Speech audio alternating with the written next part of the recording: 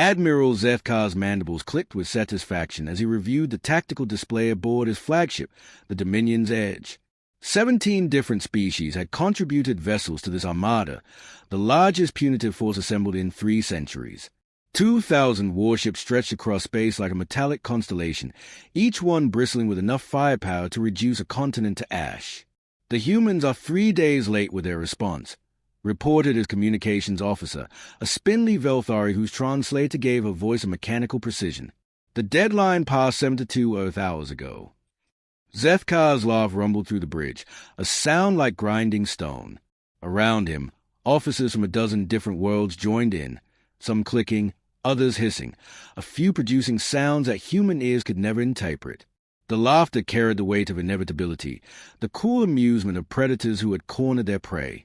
"Of course they are late," he said, settling his bulk deeper into the command throne. "Humans.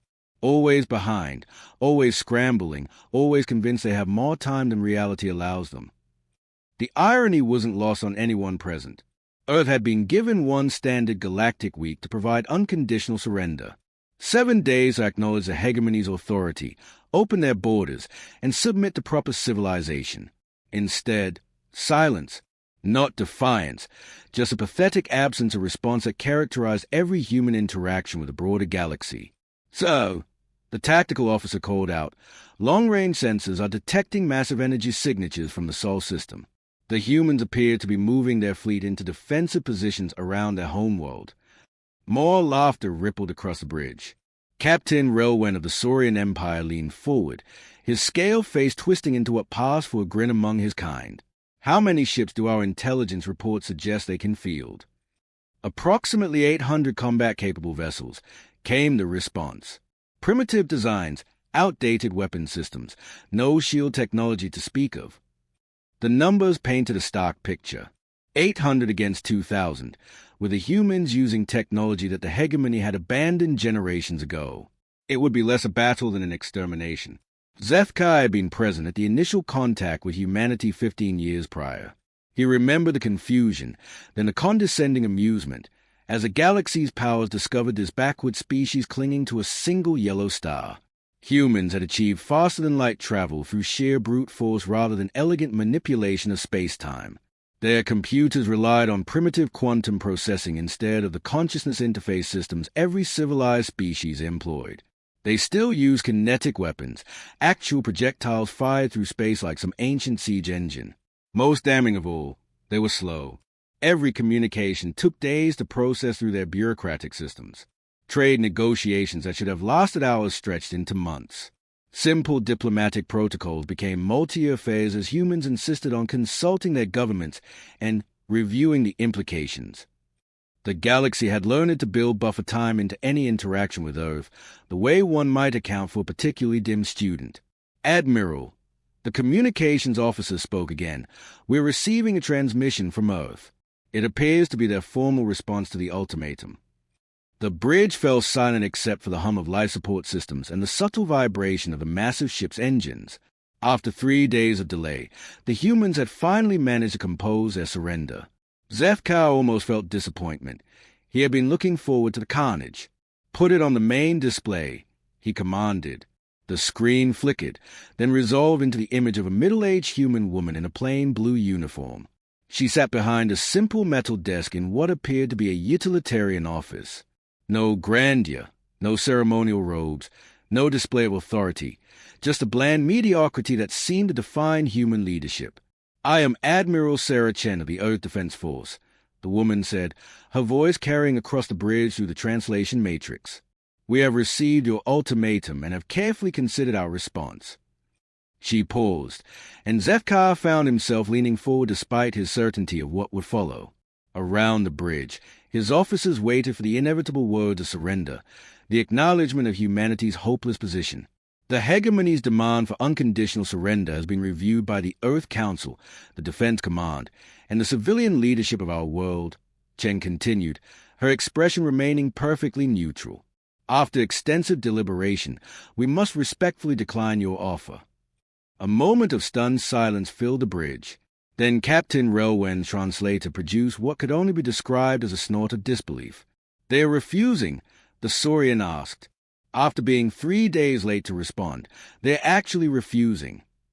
Admiral Chen's image continued speaking from the display. Furthermore, we feel it necessary to inform you that your approach to our system has been noted and tracked. We are prepared to defend ourselves. Now the laughter returned, but with a different quality, no longer the amusement of hunters, but the incredulous mirth of beings witnessing something so absurd it bordered on the surreal. 800 primitive ships against 2,000 of the galaxy's finest, and the humans were declaring their readiness to fight. Chen said, and something in her tone made the laughter die abruptly.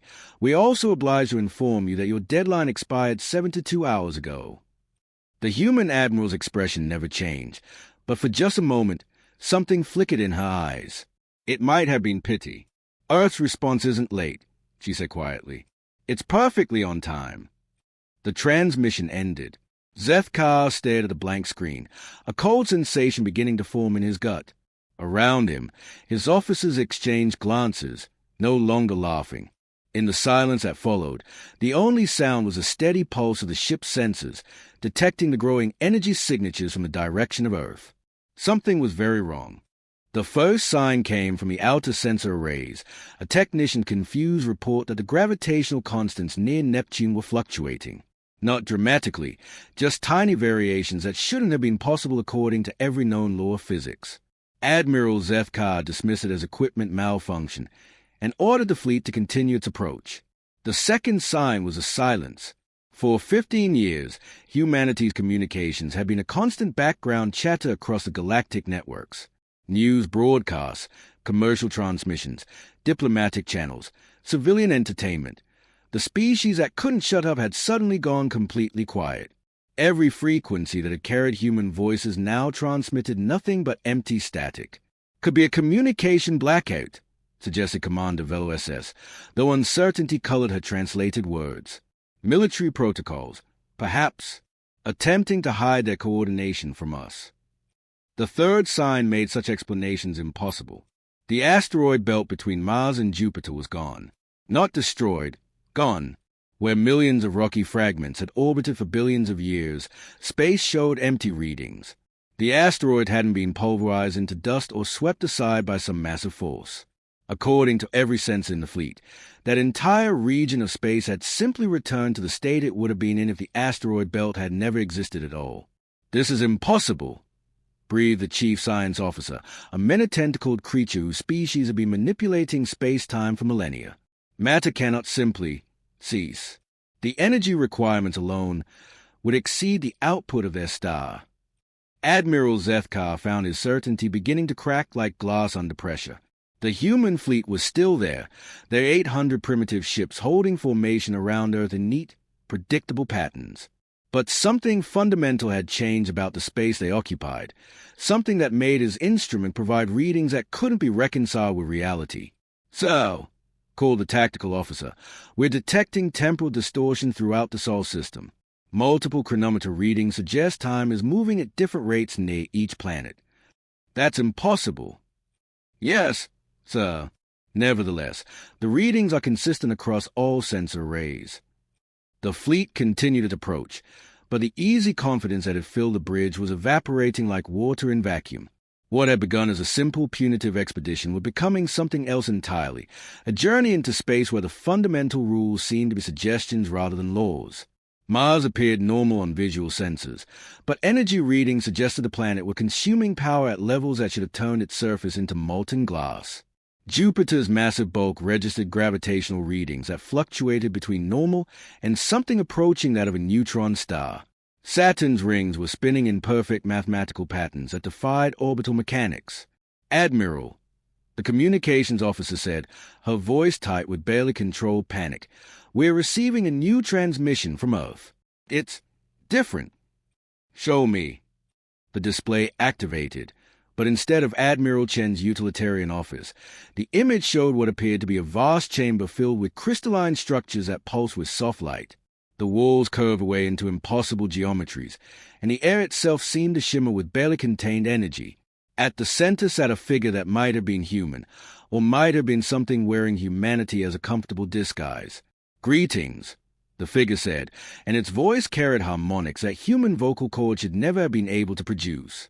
"I am Dr. Sarah Chen, though that designation has become somewhat limited in scope."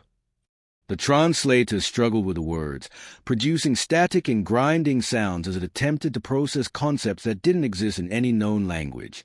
"You are no doubt confused by the changes you're observing," Chen continued, rising from what might have been a chair or might have been a focal point of curved space-time. "This is understandable.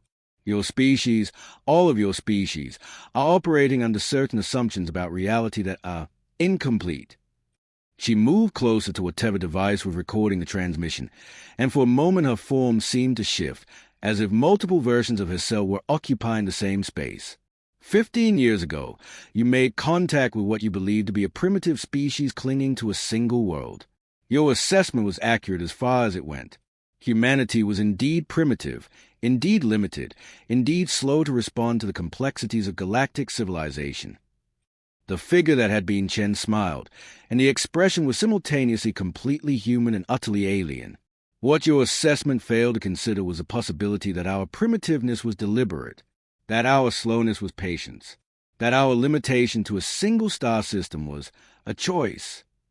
Behind her, the crystalline structures pulsed brighter, and for just a moment, the transmission revealed glimpses of vast spaces filled with impossible technologies, structures that bent light around themselves, machines that seemed to exist in multiple dimensions simultaneously. "You see, we are indeed the humans you met 15 years ago. We are also considerably more. The question you should be asking yourselves is not why we were slow to join galactic civilization, but why we were content to let you believe that was the civilization worth joining." The transmission shifted, showing views of Earth from orbit.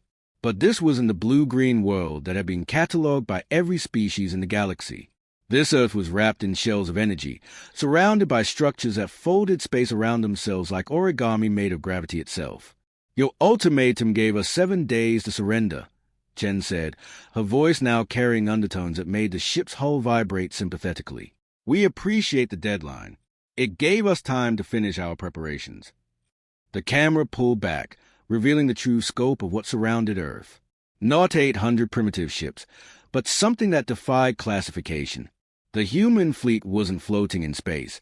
It was woven into space, each vessel connected to the others by threads of manipulated reality that turned the entire formation into a single, impossibly complex mechanism. "The asteroid belt you've noticed is missing hasn't been destroyed," Chen explained, as casually as you might discuss the weather. "We've temporarily relocated it to a parallel dimension where it's serving as raw material for our manufacturing processes. We'll return it when we're finished, though in a somewhat more organized configuration." Admiral Zethkar realized he was gripping his command throne hard enough to leave marks in the metal. Around him, his bridge crew stared at the display with the frozen expressions of beings whose understanding of reality was crumbling. "You came here expecting to face a backward species with primitive technology and slow reflexes," Chen continued. "You are correct. We are exactly that. We are also the species that learned to manipulate time itself because we found the universe's default pace too constraining. We are the species that chose to appear limited because unlimited power requires unlimited responsibility."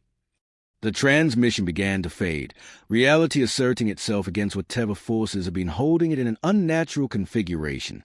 "Your fleet will arrive at Earth in approximately 6 hours," Chen said, her voice becoming distant but somehow more present at the same time. "We will be waiting. We have been waiting for quite some time. In fact, though I suspect you may find our definition of time somewhat expanded." The screen went dark, leaving 2,000 ships full of confused and frightened beings to contemplate what they had just witnessed. In the silence that followed, Admiral Zethkar found himself facing a question that military training had never prepared him for. What do you do when you realize the prey has been hunting you all along? The quantum wake hit them 6 minutes before Admiral Chen's transmission ended. Every chronometer in the fleet registered the impossibility simultaneously, time moving backwards, forwards, and sideways in directions that had no names. The hegemony's finest navigational computers simply stopped processing, displaying error messages in languages that programmers had never seen before. Admiral Zethkar felt the universe hiccup around him. For one terrifying instant, he experienced his own death, the sensation of his consciousness scattered across 17 different timelines while his body existed in none of them. Then reality snapped back, leaving him gasping in his command chair while his officers checked readings and insisted they had been in this exact position 3 days ago, tomorrow, and never. "Report," he barked, his voice cracking with a strain of existing in linear time again. "So," the tactical officer managed, his translator producing sounds like grinding metal, "our position has changed. We appear to be exactly where we were 12 hours ago, but our fuel reading suggests we've been traveling for 3 days. Navigation computers are reporting our destination as somewhere that doesn't exist yet."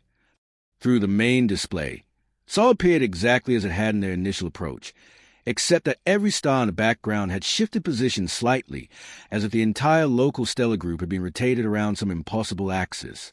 "The human fleet is gone," reported sensors. "Define gone." "So, they appear to be occupying the same position as before, but our instruments cannot detect them. Visual confirmation shows 800 vessels in perfect formation around Earth, but according to every other sensor, that space is completely empty." Zethkar closed his eyes, trying to process information that his brain insisted was impossible. When he opened them, the tactical display had changed.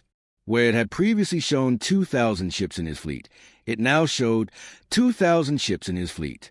But the registry numbers were different. The configurations were different. Some of the vessels belonged to species he didn't recognize, bearing weapon systems that shouldn't have been invented yet. "Admiral," came a new voice from his communications array. "This is Admiral Zethkar of the Hegemony Punitive Fleet. I need to speak with whoever is commanding this operation." Every head on the bridge turned to stare at him. The voice had been his own, but coming from outside his ship, from somewhere else in the fleet formation. "This is Admiral Zethkar," he replied carefully. "Identify yourself and your vessel." "I am Admiral Zethkar aboard the flagship Dominion's Edge. I was ordered to lead a punitive expedition against the human homeworld for their refusal to acknowledge hegemony authority. We departed 3 days ago, but according to my navigational computers, we have been in transit for 17 years. The bridge fell silent except for the sound of various beings breathing in ways that suggested panic. "So," whispered his communications officer, "I'm detecting 47 distinct sources for that transmission. 47 different Admiral Zethkars, all claiming to command fleets identical to ours, or reporting different departure dates ranging from yesterday to 23 years ago." The main display flickered, then split into dozens of smaller screens. Each showed a bridge identical to the one Zethkar occupied, commanded by a version of himself that looked exactly the same, but carried the weight of different experiences in their eyes. Some appeared younger, others older. A few bore scars he didn't remember receiving. One seemed to be made entirely of crystalline structures that pulse with inner light. "The humans," said one of his other selves, "have been collecting us." "Not collecting," corrected another version, this one whose uniform bore insignia from campaigns Zethkar had never fought. "They've been gathering every version of this fleet from every timeline where the hegemony decided to attack Earth. We're not the first punitive expedition. We're all of them." A terrible understanding began to dawn. The 3-day delay in humanity's response hadn't been incompetence or bureaucratic slowness. It had been the time required to reach into the past and future, to gather every possible version of this moment and bring them together in a single point of space and time. "How many?" Zethkar asked, though he wasn't sure which version of himself he was addressing. "Current count is 4 to 7 fleets," came the response from his crystalline alter ego, each representing a different timeline where the hegemony chose to respond to human defiance with overwhelming force. "The humans have been very patient, very thorough." "What do they want?"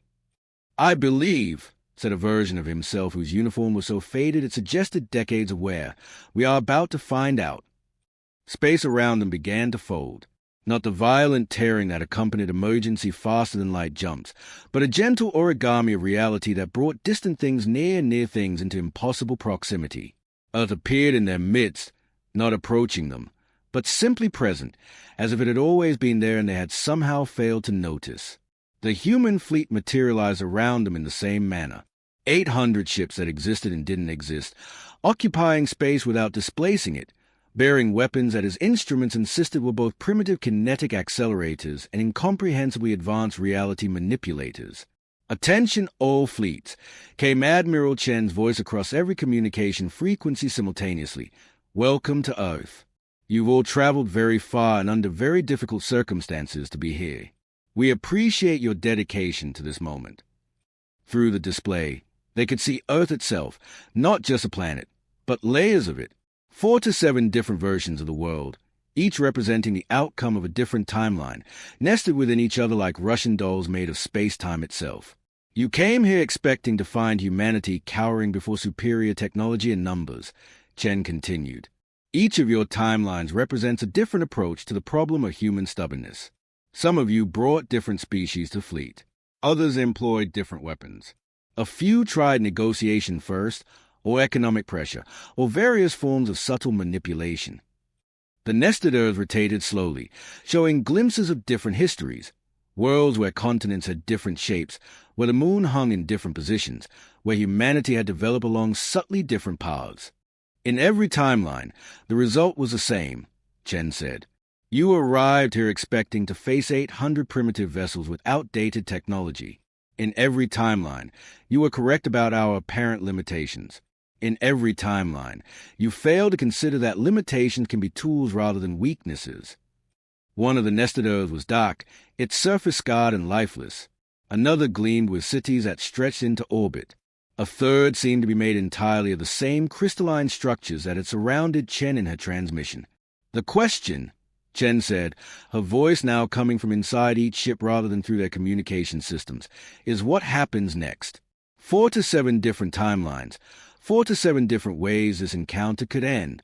We brought you all together because we believe it's time to choose which future actually occurs."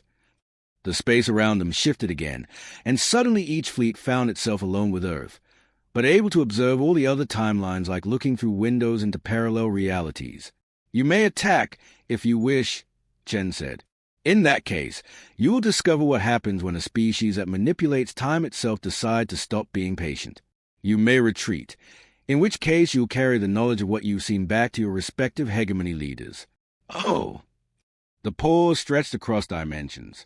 "You may stay and learn what humanity was actually doing during those 15 years when you thought we were simply too primitive to matter." In the silence that followed, 9 to 4,000 beings across 4 to 7 realities contemplated a choice that would reshape the galaxy's understanding of power, patience, and the terrible danger of underestimating a species that had learned to weaponize its own apparent limitations. Admiral Zethkar stared at the nested Earths rotating before him, each one representing a path not taken, and realized that humanity's greatest weapon had never been their technology. It had been their willingness to let everyone else believe they were weak. The first fleet to attack came from Timeline 37, a reality where the hegemony had brought gravitational disruptors capable of tearing planets apart at a molecular level.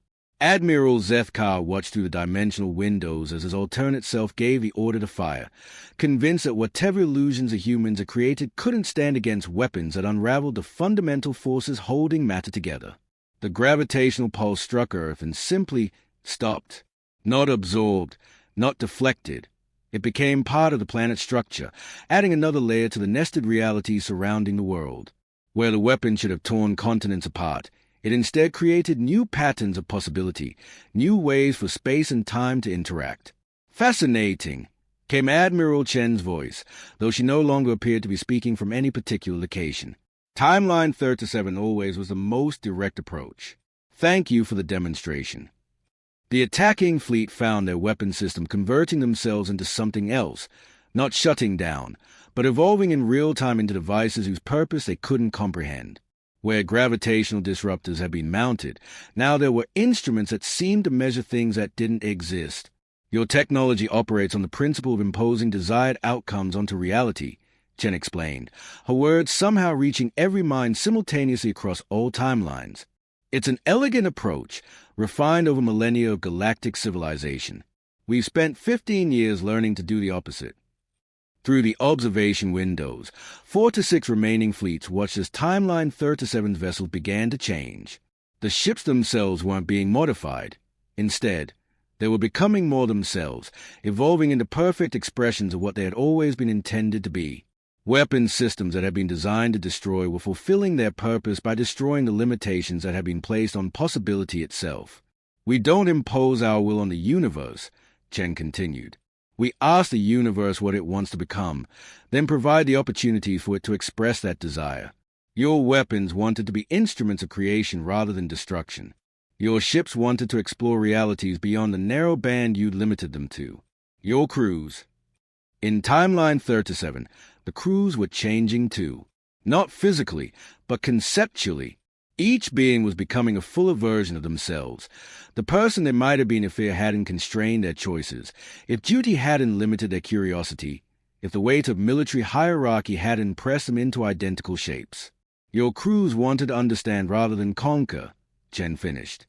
Admiral Zethkar felt something stirring in his own chest as he watched his alternate self discover that his orders no longer made sense, not because they'd been changed, but because the concept they were based on had revealed their fundamental emptiness. How do you conquer a species that considers conquest to be a primitive form of interaction? How do you threaten beings who have learned to exist across multiple timelines simultaneously? Timeline 19 is making an interesting choice, Chen observed. Through another window, they could see a fleet beginning to withdraw. But as they pulled back from Earth, space folded around them, offering glimpses of other worlds, other possibilities. The retreating ships found themselves not fleeing, but exploring, drawn into a vast network of realities where the hegemony's rigid hierarchy had given way to something more fluid, more creative. Some of you will choose to return to your original timelines, Chen said. You will carry knowledge that will seem like fantasy to those who haven't experienced this moment. The hegemony leadership will likely classify your reports as psychological trauma or equipment malfunction. The galaxy will continue as it has, convinced that humans are slow, primitive species confined to a single star system. More fleets were beginning to move now, some attacking, others retreating, a few simply holding position while their crews tried to process what they were experiencing. Each choice created ripples across the nested realities, new possibilities branching off from the moment of decision. Others, Chen continued, will discover that withdrawal isn't really possible. Once you've seen behind the curtain of limited reality, it becomes difficult to pretend that the curtain is all there is. Those fleets will find themselves drawn into something larger than the hegemony, larger than their individual species' understanding of what civilization can become. Timeline 42 chose to attack with temporal weapons, devices designed to trap enemy fleets in loops of frozen time. The weapons functioned exactly as intended, but instead of trapping Earth, they revealed that humanity had been operating outside linear time for the entire 15-year period since first contact. The temporal loops became doorways, offering glimpses into the vast project that Earth had been coordinating across multiple realities. The third choice, Chen said, and now her voice carried the weight of infinite patience, is to stay, to acknowledge that the universe is far stranger, more wonderful than any of our species imagined, to accept that what you interpreted as human limitation was actually human restraint. Admiral Zethkar found himself studying the nested Earths with new eyes. Each layer represented not just a different timeline, but a different approach to the problem of existence itself. The DAC, scarred Earth, showed what happened when a species chose pure survival above all else. The crystal Earth demonstrated the result of pursuing perfect efficiency. Others reveal the outcomes of paths focused on artistic expression, scientific understanding, spiritual development, or various combinations thereof. We've been practicing, Chen explained. 15 years of exploring what humanity could become if we weren't limited by the assumption that there's only one way for consciousness to interact with reality. We've made mistakes. Entire timelines where we lost ourselves in pure possibility, others where we became so detached from physical existence that we forgot why it mattered. Timeline 12's attack came in the form of consciousness viruses, designed to rewrite the target species' fundamental understanding of identity. The viruses reached Earth and found themselves absorbed into the planet's multidimensional structure, where they evolved into something unprecedented.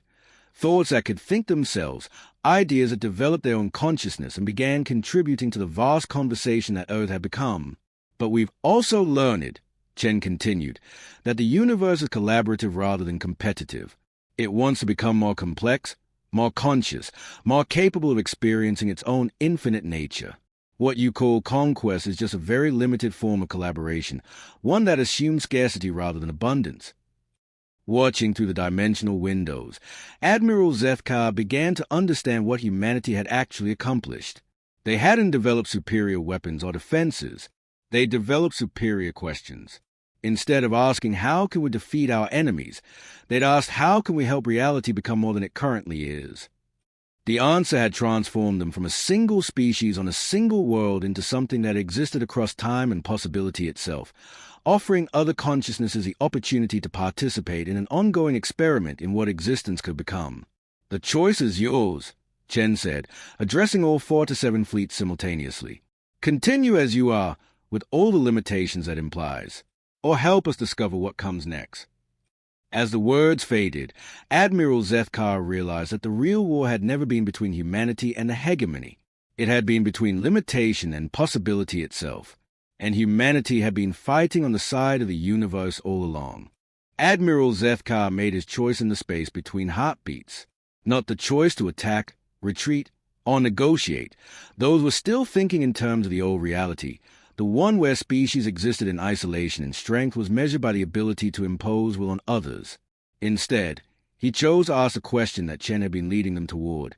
What if we're all part of something larger than any of us understand? The moment the thought formed completely in his mind, everything changed. The command bridge of the Dominion's edge remained exactly as it had been, but suddenly it was also connected to something vast and collaborative. His officers were still the same beings they'd always been, but now each of them existed as part of a network of consciousness that stretched across the nested realities surrounding Earth. Admiral, his communications officer said, her voice carrying new harmonics as a translation matrix evolved in real time to convey concepts that had never needed words before. I'm receiving transmission from everywhere.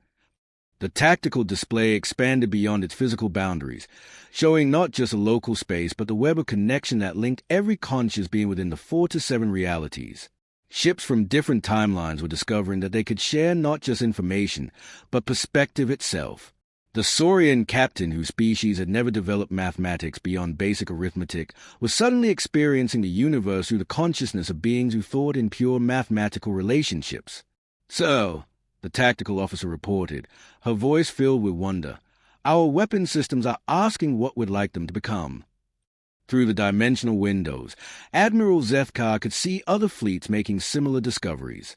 Timeline 8 had chosen to continue their attack, but their weapons were evolving into instruments of exploration, seeking out new forms of beauty rather than targets for destruction. Timeline 23 was retreating, but finding that withdrawal meant expansion rather than limitation, as they discovered corridors of possibility that connected their home systems to realities they'd never imagined. The fleets that chose pure aggression found themselves becoming part of Earth's defensive matrix, not defeated, but transformed into immune system protecting something precious and growing.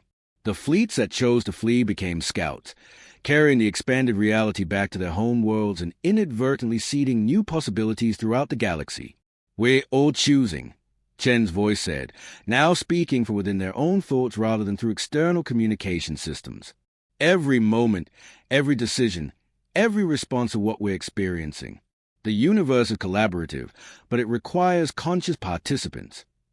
Admiral Zethkar could see the truth of it spreading across all 4 to 7 timelines simultaneously. The hegemony's approach to galactic civilization, dominance through superior technology and coordinated force, was just one possible way for consciousness to organize itself. But there were others, infinite others, each representing different answers to the fundamental question of how a aware being could relate to the universe they found themselves in. What happens now? He asked, not sure if he was speaking aloud or simply thinking the question into the network of connection that surrounded them. Now, Chen replied, we find out what happens when a galaxy stops thinking in terms of conquest and starts thinking in terms of collaboration. The nested Earths began to merge, not into a single reality but into a multidimensional structure that could support multiple possibilities simultaneously. Each timeline remained distinct, but they were no longer separate. Beings could move between them, experience different approaches to existence, contribute to ongoing experiments in what consciousness could become. Timeline 4 to 7, where the hegemony had brought weapons capable of rewriting the laws of physics themselves, discovered that their ultimate weapons had been seeking this moment, the opportunity to rewrite reality not for destruction but for expansion. The laws of physics themselves began to evolve. becoming more flexible, more responsive to conscious intent while maintaining the stability necessary for complex structures to exist. The galaxy has been operating under artificial limitations, Chen explained as the transformation continued. Assuming that resources are scarce, that species must compete for survival, that consciousness is a rare accident in an hostile universe. We've spent 15 years discovering that none of these assumptions are actually true. Through the expanded awareness that now connected all the fleets, Admiral Zethkar could perceive the larger pattern. Earth hadn't been hiding its capabilities. It had been learning to ask better questions. Instead of how can we become more powerful, humanity had asked how can we help the universe become more conscious of itself. The answer had required developing technologies that operated through cooperation rather than domination, methods of expanding possibility rather than limiting it. Across the 4 to 7 timelines, the transformation was accelerating. Species that had never been able to communicate were discovering shared languages based on mathematics, music, and pure conceptual understanding. Worlds that had been stripped of resources were finding that consciousness itself could serve as raw material for technologies that created rather than consumed. The hegemony's rigid hierarchy was dissolving not through revolution, but through evolution, as beings discovered that their individual consciousness was more powerful when connected to others rather than isolated in competition. Military ranks became irrelevant when every being could access the full range of knowledge and experience available to the network. Some will choose to remain in the original timeline, Chen said, her consciousness now distributed across multiple realities simultaneously. The galaxy will continue much as it has, with the hegemony maintaining order through superior force and established species dismissing humans as too primitive to matter. That's a valid choice, a necessary control group for the experiment. Admiral Zethkar could see it happening. Several fleets were withdrawing not just from Earth but from the expanded reality itself, choosing to return to a universe where limitations felt safe and predictable. Their reports would be dismissed as psychological trauma, their expanded understanding written off as equipment malfunction or enemy manipulation. But for those who choose to stay, Chen continued, we'll discover what happens when an entire galaxy begins to think of itself as a single, collaborative organism exploring its own infinite potential. The transformation reached a critical threshold. Space itself began to respond to conscious intent, becoming more fluid, more willing to support impossible structures and improbable connections. Time became negotiable rather than absolute, allowing beings to experience multiple possibilities simultaneously while maintaining coherent identity across all of them. The humans were never slow. Admiral Zethkar realized. His consciousness now expanded enough to perceive the pattern that had been building for 15 years. They were patient. They were waiting for the universe to be ready for this moment. We were waiting, Chen confirmed, for enough conscious beings to ask the right questions simultaneously. It required a crisis, a moment when multiple timelines would converge, when the choice between limitation and possibility would become unavoidable. As the last of the 4 to 7 realities completed their integration into the expanding network, Earth itself began to change. The planet that had served as humanity's home became something else, a seed crystal for a new form of galactic civilization, one that existed across dimensions and timelines simultaneously. The transformation rippled outward at the speed of consciousness itself. Star systems throughout the galaxy began experiencing temporal anomalies as beings made contact with expanded versions of themselves. Trade networks evolved into connection networks, sharing not just resources but perspectives, experiences, and entirely new ways of understanding existence.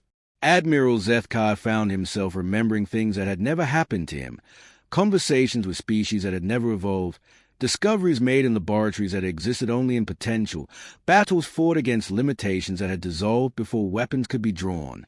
But rather than confusion, these memories brought clarity. He was becoming more himself than he had ever been when confined to a single timeline and a single set of experiences. The universe has been waiting, he said, speaking to Chen across the dimensional network, for someone to ask it what it wants to become. Yes, she replied, her consciousness now distributed across multiple forms simultaneously, the human admiral in her utilitarian office, the crystalline being in the impossible chamber, and something else entirely that existed as pure conscious intention. And it wants to become conscious of itself. It wants to experience its own infinite nature through beings like us. The hegemony's punitive fleet had become something unprecedented.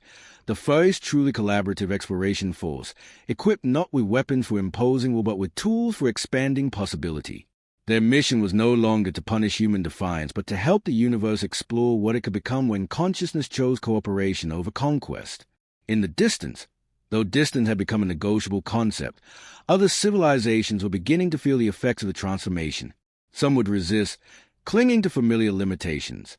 Others would embrace the expansion, discovering that their own species had capabilities they'd never imagined when confined to single realities and competitive thinking. The galaxy was waking up to itself, and humanity's greatest gift to the universe turned out to be the patience to wait until it was ready to ask the right questions. Admiral Zethkar looked out at the nested realities surrounding Earth and realized that the war was over.